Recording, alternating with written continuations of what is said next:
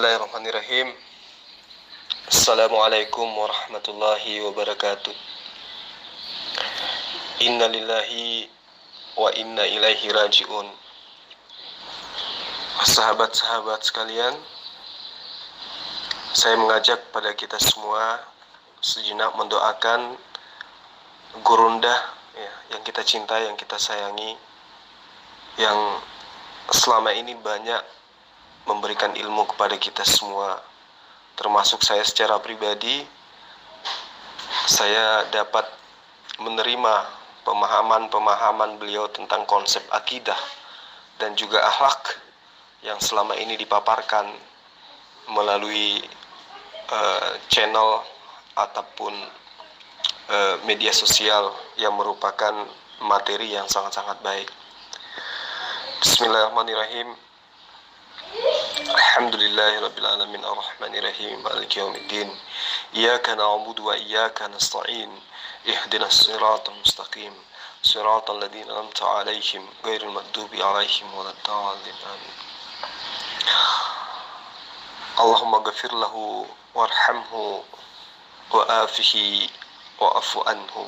Ya Allah, mohon ampunilah seluruh dosa beliau, limpahi dengan rahmat-Mu ya Allah.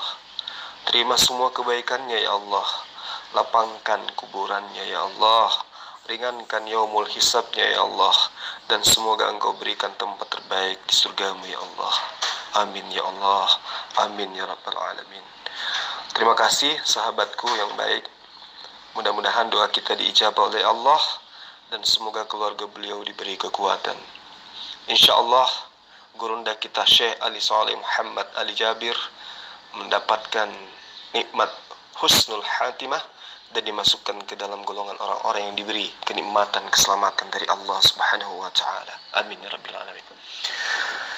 Baik, sahabat-sahabat sekalian, malam ini saya memberikan hasil debat saya dengan seorang penghujat ya.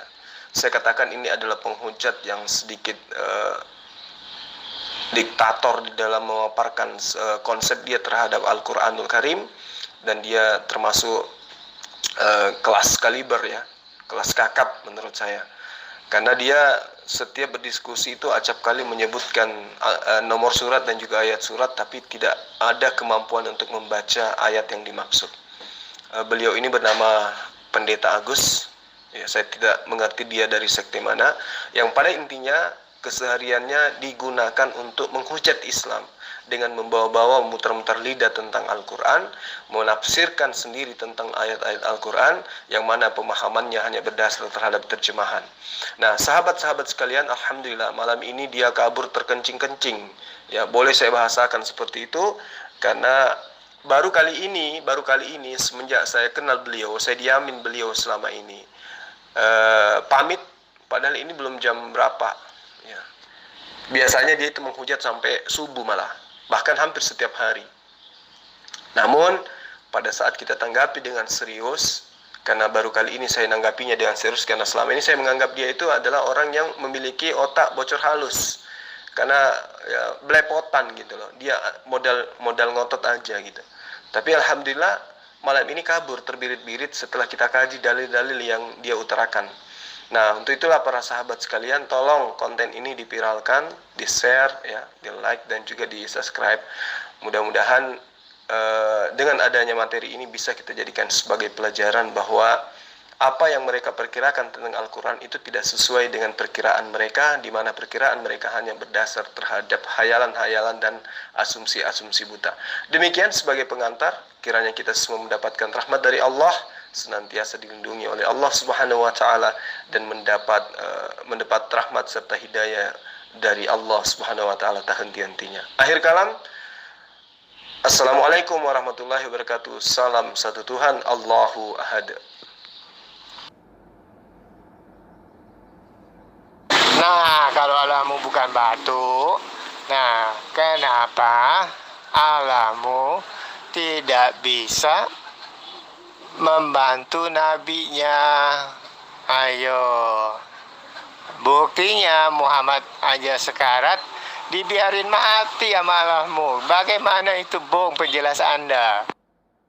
Kalau orang idiot itu Pak disuruh nyembah batu ya cuman manggut-manggut niru saja, tapi kan gua punya otak makanya gua nggak mau sembah batu. Nah, apalagi sampai muterin batu bilang Allah maha baik, anajubila, itu mah dongo namanya. Iya, saya tahu semua manusia pasti mati dan bayar pajak Pak. Nah, kalau begitu, kenapa kamu tidak beriman pada ayat An-Nisa 66-70? Bunuhlah dirimu, maka kami akan berikan pahalamu. Nah, siswa budiman, kalau kamu baca dari Al-Fatihah 1 sampai An-Nas ayat 6, kamu akan temukan berbagai macam kelucuan dan kontradiksi Quran. Oke, saya kasih kamu satu tes yang sederhana saja. Yasin ayat 77. Nah, di situ dikatakan, demikian kami jadikan manusia dari setetes mani. Nah, air mani siapakah yang Allahmu pakai? Apakah di dirinya sendiri atau orang-orang yang sudah ada di dunia itu? Ayo, silakan dijawab to the point. Yang pantas disebut banci itu. Ketika Muhammad ketemu Jibril, dia harus ngumpet di balik bajunya Khadijah. Oke, mikir ya. Loh, bukannya goblok itu sunnah Allah? Kamu sudah baca Al-Maidah 101 dan 102 ya?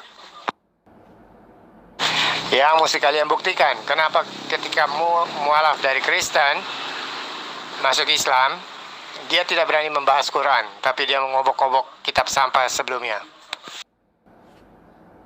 Iya, gue tenang aja, lu mau takia macam apapun, gue siap bongkar Quran lu dari Al-Fatihah 1 sampai An-Nas 6. Iya, gue nggak tahu si Lamson sekolah teologi di mana. Yang pasti gue baca kitab 10 tahun bolak-balik itu nggak ketemu alasan Yesus disebut penzina, keturunan penzina. Kalau memang kamu tahu tentang Alkitab itu, pertanyaanmu tidak ngawur. Ya benar. Yesus itu adalah keturunan pezina. Anak haram sebetulnya Yesus itu.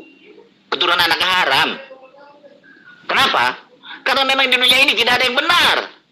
Dengan siapa dia lahir? Mana ada manusia suci di dunia ini zaman Yesus lahir? Tidak ada. Jadi, itulah sebabnya Yesus itu bergelimang dengan lumpur dosa, tapi dia tidak berdosa. Ya, kamu berpaham? Contohlah, karena Alkitab mengatakan tidak ada yang tidak berdosa, semua tidak ada yang benar, semua sudah bersalah. Termasuk wanita manapun tidak ada yang bersih, yang tidak berdosa. Apalagi kakek neneknya si Yesus juga tetap orang berdosa. Siapa yang menyangkal? Tidak ada. Saya pun mengakui itu keturunan dari orang berzina Yesus itu. Iya. Emang apa salahnya? Dan itulah yang diperbaiki oleh Yesus. Yesus datang ke dunia ini untuk berbagi dunia yang rusak ini. Itulah yang akan diperbaiki. Itulah kan? Sudah paham? Ngapain lu jadi mak comblang sama si Lamsen? Suruh dia masuk ke sini. Ayo gua tanya jawab sama dia. Bukan saya yang mengatakan itu. Baca Alkitab. Dia adalah keturunan Daud pezina itu. Kata Alkitab. Bukan saya. Lu banci lu, tulisin aja. Surat Al-Araf dari 12 sampai 17. Iya, kata Alkitab banci. Mana ayatnya? Jangan cuma ngomong ada di Alkitab, tapi tunjukkanlah ayatnya secara genealogi. Yesus keturunan dari penzina. Yang ngapain lu juga suruh gua adu argumen sama si Lamsen? Mendingan suruh si Lamsen masuk sini. Lu kan lebih kenal, gua nggak kenal Lamsen. Bodoh amat, gua nggak pernah mengalahkan sebuah batu. Goblok. Banci itu siapa, Bo? Kami menciptakan besi sebagai neraca supaya kami tahu siapa yang akan menolong agama Allah. Najubillah, kok Allah minta tolong manusia? Iya, tahu. Kalau memang benar ditulis dalam Alkitab, silakan tunjukkan ayatnya. Biar saya bongkar semua kebodohan kalian secara genealogi Yesus. Oh, saya nggak pikun. Nah, cumannya ngapain saya nungguin orang yang nggak jelas kapan datangnya? Mendingan gua tidur. Aduh, PA bener gua ngomong sama kayak anak idiot semua ya di sini ya. Ah, lo yang banci kali. Buktinya gua kasih waktu dari pagi sampai sekarang nggak ada satu sanggahan bahwa Allah berhasil mengusir setan dari surganya. Mendingan ganti aja grup ini topiknya jadi klerumologi muslim dan pendeta akan eksaktologi Alkitab. Ah, ngapain gue dengerin bacotan orang tua. Nah, sekarang buktikan di ayat mana Yesus secara genealogi adalah keturunan penzina. Silakan tunjukkan ayat Alkitabnya. Hai, kemarin bagaimana kemarin itu? Kamu bilang, ayo kita bahas surga, ayo. Ya, surga kamu yang pesta seks itu, ayo. Mama berkor-kor, setelah itu saya bilang, oke. Ya, kamu terangkan tentang surga kamu, lalu kamu kabur.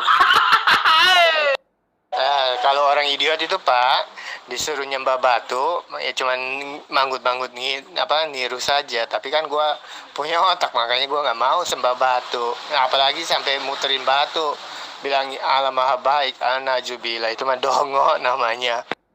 Alah, coba oke, sekarang kita bahas halaman 70 sampai 78. Lo berani nggak? Ah, kamu ini.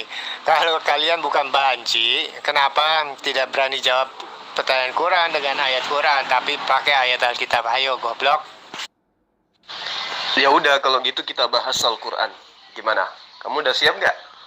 Biar kepalamu yang bocor halus itu saya tambal dengan baik. Gimana? Siap. Ayo bahas Quran. Buktikan setan diusir dari surga dan langsung keluar setannya dari surga. Oke? Coba Anda tunjukkan di ayat mana tertuang seperti itu. Silakan. Oh iya, itu emang biasa Pak, asal tafsir dengkul aja. Nah, makanya kan kalau saya juga harus berpuasa, menangis supaya Tuhan bukakan arti-arti ayat Alkitab. Makanya itu kan saya bilang, ayo debat eksaktologi. Eksakta kata-kata Alkitab PL dengan PB. Gitu maksudnya. Ini makanya saya katakan kepala Anda bocor. Karena saya lagi memberi ruang kepada Anda untuk berdiskusi, membahas apa yang Anda utarakan, apa yang Anda hinakan, apa yang Anda hujatkan pada Al-Quran. Di mana Anda mengatakan ada setan di dalam surga. Oh iya, saya hanya ingin mengingatkan ya, supaya Anda sadar, di dalam kitab Anda, kitab mimpi ya, bab 12 ayat 9, di situ ada ular naga, di mana ular naga itu adalah iblis, adalah setan, dan itu menetap di surga. Nanti akan melakukan peperangan dengan malaikat. Nah, apakah Anda sudah siap dengan konsekuensi pertanyaan Anda ketika saya balik menyerang tentang kitab Anda? Silakan. Iya, ala kamu itu manusia Muhammad, apalagi sih yang heran. Udah tertulis An-Nisa 80 sampai 85. Taat pada Muhammad itu taat pada Allah. Atau pilih Ali Imran 31 32. Barang siapa cinta Muhammad, niscaya Allah juga cinta kamu dan mengampuni dosamu. Ayo. Coba dong ikuti alur bagaimana caranya membahas Al-Quran, lalu bagaimana caranya tata krama, etika membahas dan mempertanyakan tentang ayat-ayat suci Al-Quran. Bisa nggak kamu membacakan ayat yang kamu maksud itu biar saya jelaskan secara terinci, agar kamu paham. Silakan. Aduh, kok ini tempat dialog teologi kok mulai pada menghujat. Gimana sih ini grup PAUD atau emang grup teologi? Ayo. Oh, saya hujat ya. Ya sudah, saya minta maaf kalau saya menghujat. Gini, Anda kan mau membahas Al-Quran. Nah, coba Anda konsentrasi, jangan Anda tegang, ya, santai, rileks. Saya mendengar suara Anda gemetaran gitu. Santai, rileks, kemudian angkat satu ayat suci Al-Quran atau dua, kita bahas apa yang Anda ingin ulas dengan ayat itu. Silakan. Gus, lo ditanyai dengan Kang Zuma itu. Di dalam kitab Injil lo di ayat mimpi dikatakan ada ular naga di sorga lo. Nah, ular itu kan iblis tuh. Kenapa dipelihara oleh Tuhan lu di sana? Iya, faktanya gue udah di kick 3 kali dari grup ini, dimasukin lagi. Bosan gue ketemu anak PAUD yang tukang hujat di tempat ini. Mungkin di kick itu karena Anda tidak konsentrasi di dalam berdiskusi. Maksudnya gini, saya menilai Anda itu otaknya encer, tapi ada bocor halus sedikit. Untuk itulah saya katakan, coba Anda tenang. Hadapi siapa yang Anda ingin hadapi secara baik-baik. Ketika Anda mengatakan Al-Quran, maka Anda harus menunjukkan dalilnya gitu. Supaya dibahas, jangan jadi debat terliar kayak gitu. Anda di kick itu karena Anda tidak punya etika di dalam berdiskusi. Anda tidak akan pernah dianggap menang ataupun tidak dianggap agama Anda itu benar ketika Anda mewakilinya dengan cara-cara seperti itu. Ya, ingat, kebenaranlah yang menyelamatkan. Bukan rasa menang atau rasa menguasai di dalam berdiskusi. Kalau Anda memiliki kebenaran, sampaikan kebenaran itu secara baik-baik. Itu aja poinnya. Jangan merasa tinggi hati, merasa lebih pintar, tetapi kemampuan Anda hanya celoteh. Ya. Sekarang kita bahas Al-Quran. Fokus kepada Al-Quran, jangan bahas yang lain. Silakan. Aduh, Pak. Kok ini udah mulai berhalusinasi tentang kekurangan lawan debat. Kita diskusi ilmu, Pak, bukan penampilan. Ya. Itu hanya banci yang mengkritisi penampilan lawan untuk membuat mereka gemetar. Tidak, saya akan hantam kamu terus dengan ayat Quran kalau kamu berani mencela Alkitab. Justru karena itulah saya menunggu hantaman-hantaman Anda dengan menggunakan Al-Quran. Ingat ya, menggunakan Al-Quran. Jangan menggunakan terjemahan, apalagi hanya mengatakan Quran 5 ayat 3, Quran 10 ayat 2, Quran 15 ayat 3. Saya minta Anda menghantam saya dengan dalil-dalil Al-Quran. Saya senang. Untuk itulah kemudian saya minta Anda duduk yang tenang. Atur napas pelan-pelan. Sampaikan kebenaran yang Anda tahu. Ya, sampaikan kebenaran yang Anda tahu, nanti akan disimak oleh teman-teman yang lain. Mumpung kesempatan ini Anda diberi panggung, silakan Anda peragakan cara-cara bagaimana menunjukkan kesesatan umat Islam melalui kitab sucinya yaitu Al-Quran. Silakan. Gua mah nggak kabur. Tadi gua ada itu cek DO masuk. Oh, kirain kabur. Karena pas lagi saya ngajak, terus grup ini udah diserahin ke kita berdua, kamu malah cuman ya baca-baca aja komen saya, kamu nggak ada respon. Ya udah, kalau nggak kabur silakan. Ingat, fokus kita bahas Al-Quran. Saya ingin menambal kebocoran yang ada di kepala Anda tentang Al-Quran. Ya, kalau Anda ingin membahas gospel, Anda akan babak belur karena saya ahlinya. Itu yang perlu Anda pahami. Nah, sekarang Anda bahas Al-Quran. Saya bukan ahli Al-Quran, tapi insya Allah saya akan menambal kebocoran yang ada di kepalamu tentang Al-Quran. Silakan. Kamu fokus sama Bang Zulkifli aja, Gus. Jangan kamu ngacak-ngacak kayak gini. Kamu kabur ya, Pak. Kamu nggak berani ya menghadapi Bang Zulkifli ya. Kamu fokus aja sama Zulkifli, Gus. Dengerin saya, Gus. Gua nggak takut. 15 pendebat muslim juga gua bikin nyungsep semuanya.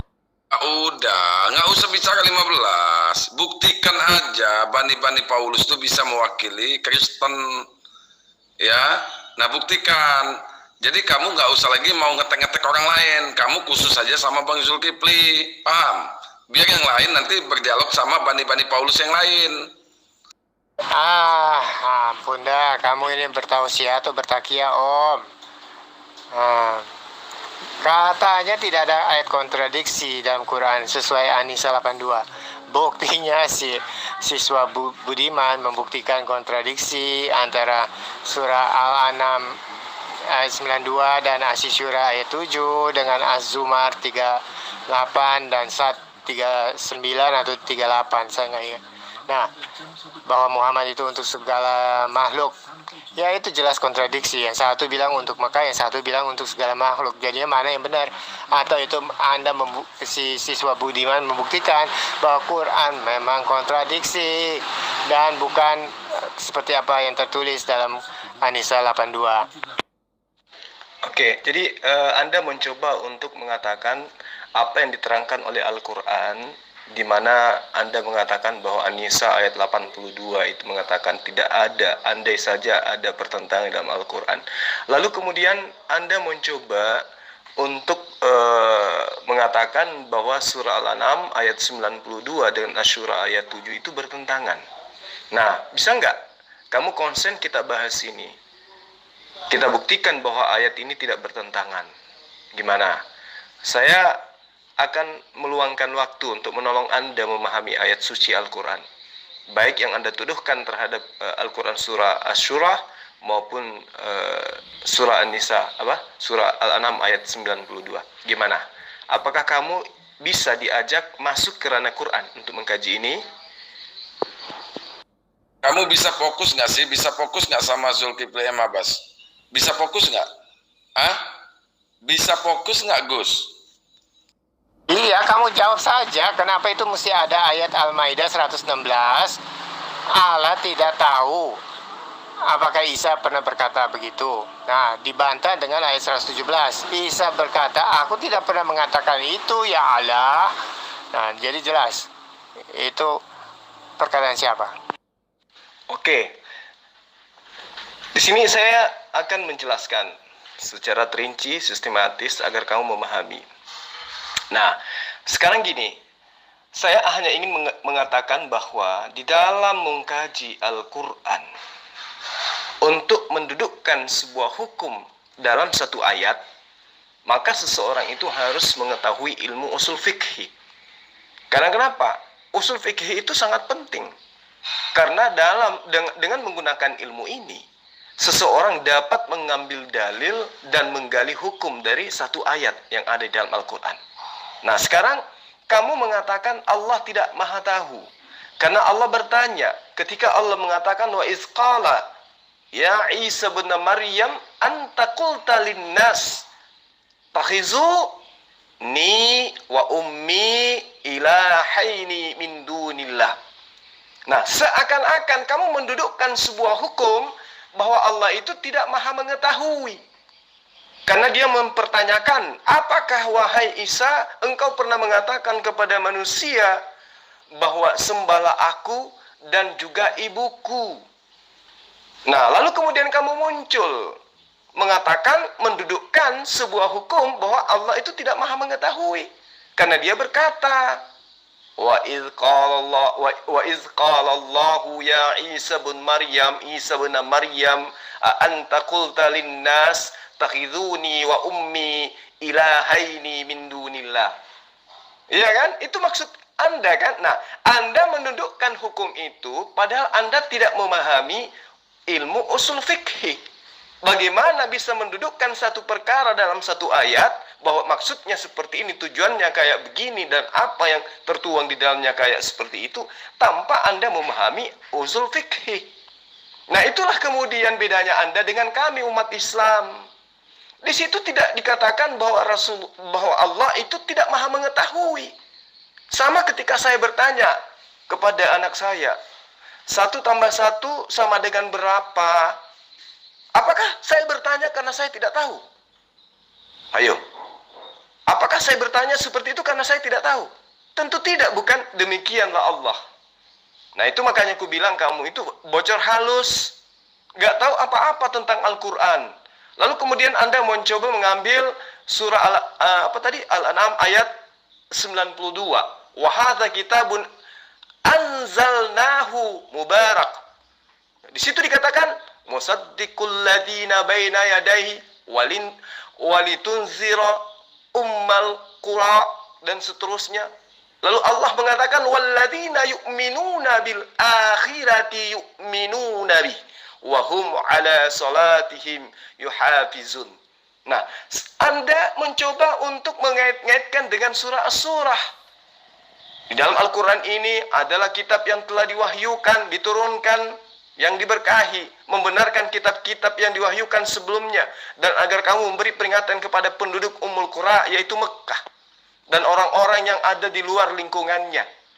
Kan itu sudah jelas. Lalu kemudian kamu kaitkan dengan surah Asy-Syura, wa kadzalika auhayna ilaika Qur'an, dan seterusnya. Demikianlah kami wahyukan kepadamu Quran dalam bahasa Arab, supaya kamu memberi peringatan kepada Ummu Qura, penduduk Mekah, dan penduduk negeri-negeri sekelilingnya, serta memberi peringatan tentang hari perkumpulannya, itu hari kiamat. Apa yang bermasalah kemudian? Lalu mencoba kamu kaitkan dengan surah Al-Maidah ayat 116. Apa yang Anda inginkan di situ? Yang satu, perintah Allah kepada Rasulullah Muhammad SAW menyampaikan Al-Quran yang diwahyukan dalam bahasa kaumnya, yaitu bahasa Arab, bahasa yang digunakan oleh orang-orang Mekah. Lalu kemudian Anda kaitkan dengan surah Al-Maidah 116. Itu makanya saya bilang Anda bocor halus. Di situ tidak ada korelasinya, tidak ada pertentangan, tidak ada kontradiksi di sana. Satu membahas apa, satu narasinya membahas apa. Anda katakan itu adalah pertentangan, kontradiksi. Ya, memang Anda perlu ditambal. Iya, Pak.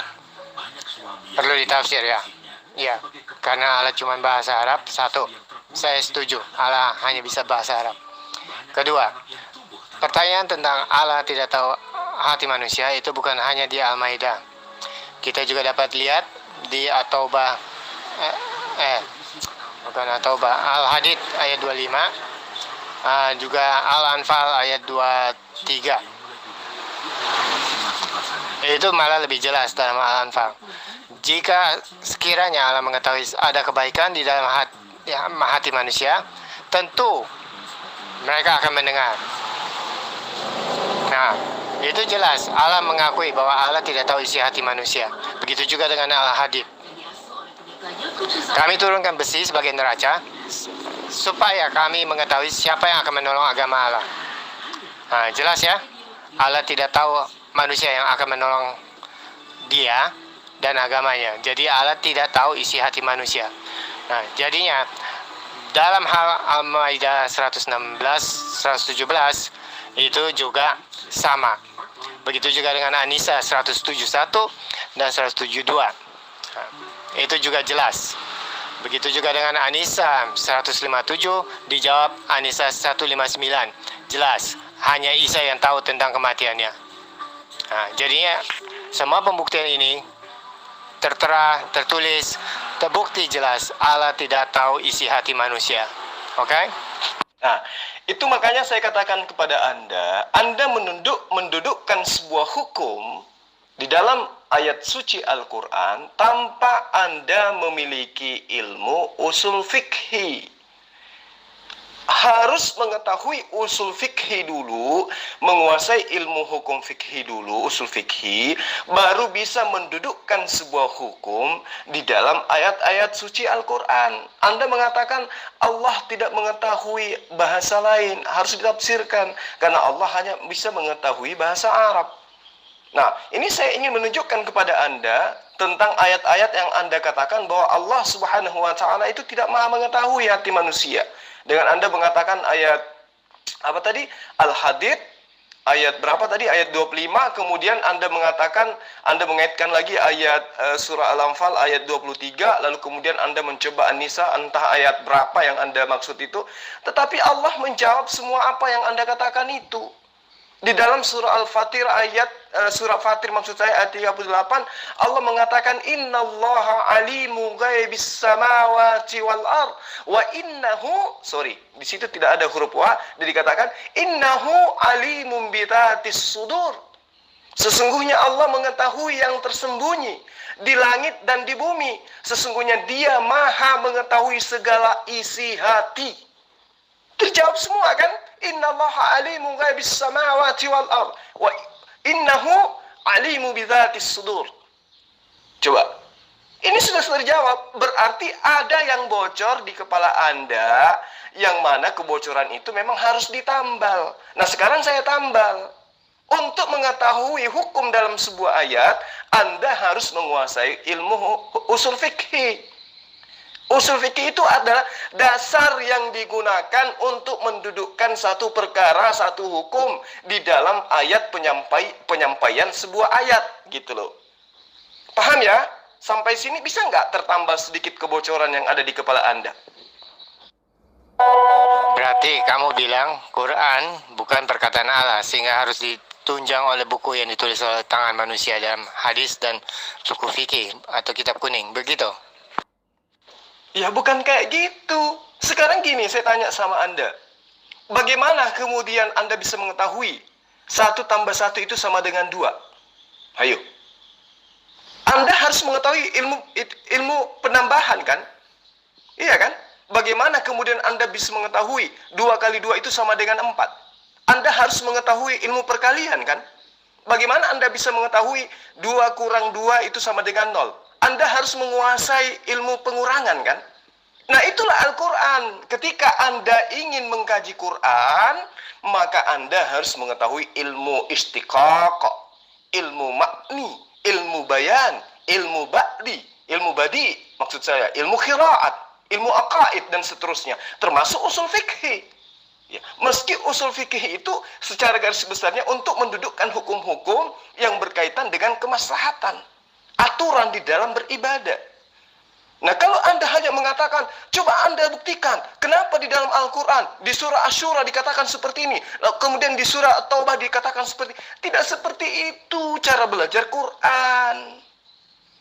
Tidak seliar itu gitu loh. Al-Quran itu adalah kalamullah. Anda harus menggunakan ilmu, kaidah-kaidah yang digunakan untuk mengkaji ilmu itu. Karena dia adalah perkataan Allah. Contoh gini, perkataan presidennya Amerika.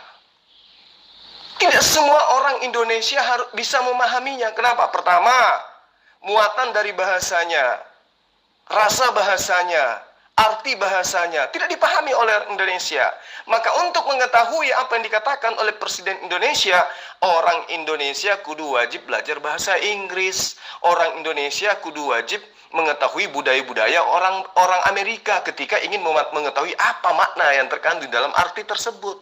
Begitulah kalamullah. Karena manusia dengan Allah itu berbeda, maka tentu bahasanya pun berbeda. Perkataan manusia dengan perkataan manusia itu, perkataan Allah dengan perkataan manusia itu tentu berbeda. Nah, untuk mengetahui perkataan manusia aja kita kudu wajib punya ilmu, apalagi mengetahui perkataan Allah. Itulah makanya saya katakan kamu itu ada bocor halus. Mengkaji Al-Quran tapi tanpa ilmu, kan kasihan. Ya, kasihan dengan gaya Anda seperti itu. Jadi jangan pernah Anda merasa hebat, apalagi membahas tentang Al-Quran. Mengapa saya itu malas berdebat dengan Kristen yang mengaku murtadin odong-odong? Ini sebabnya, mereka tidak ada ilmu tentang Quran. Sama sekarang. Nah, Anda kan sekarang mengatakan, oh kalau begitu berarti Allah itu masih butuh. Yang butuh itu manusia, bukan Allah. Itulah bedanya kalau otak sudah mulai rusak gitu ya. Jadi Anda sudah membuktikan melalui dalil yang saya terangkan kepada Anda. Allah itu Maha mengetahui. Ya, dalilnya ada. Innallaha alimu ghaibis samawati wal ard. Innahu alimu bidzatis sudur. Maha mengetahui kan? Bahkan dia mengetahui segala isi hati gitu loh. Jadi Anda tidak bisa mendudukkan sebuah hukum di dalam Anda memahami penafsiran Anda sendiri tanpa ilmu tafsir. Anda tidak bisa memahami sebuah terjemahan tanpa Anda memahami apa asbabun nuzul daripada ayat tersebut. Apa maksud, apa makna, seperti apa yang diinginkan oleh Allah dalam wahyunya itu. Ya, paham tidak sampai sini? Ayo cepetan, Zoom. Dijawab. Gua mau tutup gudang sama bikin pembukuan closing. Cepetan, gue cuma punya waktu 5 menit untuk tanya jawab dan gue akan pulang. Ya, makanya lain kali saya katakan sama Anda jangan liar di dalam mengkaji Quran. Anda memahami Quran itu seperti memahami kitab Anda. Kitab Anda itu terjemahan. Ya, dan untuk mengkajinya, memahaminya, hanya butuh ilmu retorika. Hanya butuh ilmu asumsi, penafsiran liar tanpa kaidah. Ya, hermeneutika itu hanya penafsiran-penafsiran. Bagaimana kemudian orang berfilsafat tentang apa, berpikir sedalam-dalamnya, berkalam tentang apa yang ada tertuang dalam kitab Anda. Jangan Anda dudukkan kaidah itu ke dalam kalamullah, perkataan Allah, firman Allah. Al-Quran itu firman Allah, tidak seperti kitab Anda. Jadi jangan pernah kamu meniru cara saya. Yesus itu bukan Tuhan. Buktinya Yohanes 17 ayat 3. Yohanes 14 ayat 15. Ya, itu memang faktanya mengkaji kitab Anda itu memang cuma kayak gitu caranya. Kalau Al-Quran, nggak bisa. Anda harus paham ilmu asbabul nuzul, ilmu nasik mansuk, ilmu fikih, ilmu hadits, ilmu wahbi, dan seterusnya. Anda harus paham itu. Belum lagi ilmu aqaid, belum lagi ilmu saraf, belum lagi nahwu, belum qiraat, belum tajwidnya, belum ilmu badinya, belum lagi ilmu bayan dan seterusnya. Tidak seperti kitab Anda. Pada mulanya adalah firman. Firman itu bersama-sama dengan Allah. Firman itu adalah Allah. Lalu jatuh palu, ketuk palu. Yesus itu adalah Allah itu sendiri. Tanpa Anda bisa menjabarkan firman itu apa sih? Allah itu apa sih? Bersama-sama itu maksudnya apa sih? Itulah kebutaan demi kebutaan mengakibatkan kepala Anda bocor. Ya, Anda harus tahu itu. Sekali lagi saya katakan, jangan pernah kamu menyentuh dalil-dalil terjemahan Al-Quran tanpa Anda menggunakan ilmu, ya, karena itu Anda akan hanya ditertawakan oleh umat muslim. Paham? Oke ya, saya harus pamit dulu. Saya mau tutup kantor, gudang, dan closing pembukuan. Kita jumpa lagi besok. Terima kasih Nur, apa sih namamu, Nur Alim atau si Zuma lah, atau si Zulfikri kah. Ya, pokoknya kamu tidak bisa selamat di akhir zaman kalau tidak percaya pada Yesus. Kamu bilang kami mengimani, itu lain. Sama saya menghormati Jokowi, tapi belum tentu Jokowi kenal saya dan mau menyelamatkan saya jika saya berteriak Jokowi, Jokowi. Begitu. Itulah yang dimaksud oleh Matius 7 ayat 21 sampai 23. Orang yang melakukan kehendak Bapa itu yang akan selamat. Kehendak Bapa adalah percaya kepada Yesus yang Dia utus. Dan tidak ada seorang pun dapat datang kepada Yesus jika Bapa tidak membawa orang itu kepada Yesus dan memperkenalkan dan membuka hatinya. Begitu. Oke, wassalam. Tuhan Yesus memberkati kalian semua. Salam sukses. Apa yang kamu kerjakan, janganlah mengeluh. Percayalah Tuhan yang membuat pertumbuhan. Amin. Nah, kamu katakan kamu tidak bisa selamat kalau kamu tidak percaya kepada Yesus. Loh, justru kami menjadi Islam ini karena kami percaya kepada Yesus. Ya.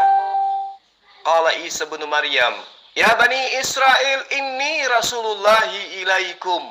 Wahai Bani Israel, sesungguhnya aku ini adalah utusan Allah kepada kalian. Kami umat Islam percaya Yesus bahwa Dia adalah utusan Allah untuk Bani Israel. Bagaimana mungkin Anda mengatakan kami tidak akan selamat? Yang tidak selamat itu adalah Anda. Yesus mengatakan dalam Yohanes 14 ayat 15, jikalau kamu mengasihi aku, kamu akan menuruti segala perintahku. Ya, Yohanes 7 ayat 19. Ayat 19 dikatakan gini,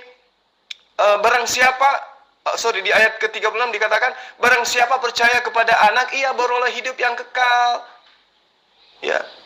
Di dalam Yohanes 14 ayat 15 yang tadi yang saya katakan, jika engkau mengasihi aku, engkau akan mendengarkan perkataan-perkataanku. Yohanes 18, jika aku berkata, aku tidak mengenal dia, maka aku adalah pendusta, sama seperti kamu, tetapi aku mengenal dia, dan aku menuruti firman-Nya. Karena Allah menerangkan dalam 1 Yohanes 2 ayat 5, tetapi barang siapa menuruti firman Allah, dialah orang yang sungguh-sungguh mengasihi Allah. Itu kamu harus tahu itu, ya. Jadi ketika Anda mengasihi Yesus, berarti Anda mengikuti perintahnya. Untuk mendapatkan hidup kekal, Anda harus mengikuti perintah Yesus. Nah, sekarang Anda menyembah Yesus, menuhankan Yesus, merasulkan Paulus, ibadah hari Minggu, tidak bersunat, tidak puasa. Lalu kemudian Anda tidak mengimani esensi sosok penghibur, penolong lain yang datang setelah Yesus. Bagaimana mungkin Anda bisa selamat? Anda mengikuti perkataan-perkataan orang yang menginginkan Yesus itu menjadi Tuhan. Sementara Yesus ketika dia datang, mengajarkan manusia, Bani Israel, untuk menyembah kepada Allah. Dan mengimani dirinya sebagai utusan Allah. Jadi Anda bocor halus. Ya, di kiri, pengetahuan gospel Anda bocor kasar. Itu loh. Jadi lain kali, Saudara Agus, kalau Anda mau berdiskusi, dalami kitab Anda. Lalu kemudian kalau Anda ingin menanyakan Al-Quran, dalami ilmu Al-Quran. Jangan hanya seperti murtadin odong-odong di luar sana. Murtad buta Al-Quran. Lalu kemudian mencoba menyerang Al-Quran tanpa ilmu, membabi buta. Giliran kita tidak menjawab, dibilangnya kita tidak paham Al-Quran. Ya, giliran kita membahas kitabmu, orang-orang luar sana mengatakan, kenapa kitab kami aja terus yang dibahas loh? Gimana kita tidak membahas kitabmu? Kalian tidak mampu masuk untuk membahas Al-Quran. Jadi yang kita bahas kitabmu aja. Sedangkan membahas kitabmu aja kalian tidak bisa, apalagi membahas kalamullah. Kan gitu. Itu alasannya. Kenapa kami itu jarang mendebat tentang Quran? Karena kalian tidak paham Quran. Bertanya aja susah kayak ini sekarang nih. Anda mempertentangkan Quran surah Asy-Syura dengan surah At-Taubah. Kemudian Anda pertentangan surah ini dengan surah ini. Tapi tidak ada pijakan dasar ilmu dalam memahami itu. Semata-mata penafsiran buta. Semata-mata pemahaman yang lahir dari kepala Anda sendiri terhadap terjemahan. Jadi, sangat disayangkan gitu loh. Jadi saya katakan kepada Saudara Agus, saya mohon maaf kalau saya mengatakan kepala Anda bocor halus, karena itu fakta. Bocor halus dalam arti yang baik ya. Artinya Anda tidak ada wadah di atas kepala untuk menampung ilmu Al-Quran, tetapi mencoba untuk mentafsirkan ayat Al-Quran dengan tafsir pribadi tanpa kaidah ilmu. Ya, saya salut dengan Anda dalam berbicara seperti mesin ketik, tetapi sayang sekali muatannya kosong, ya, ibarat tong kosong, pales bunyinya, seperti itu.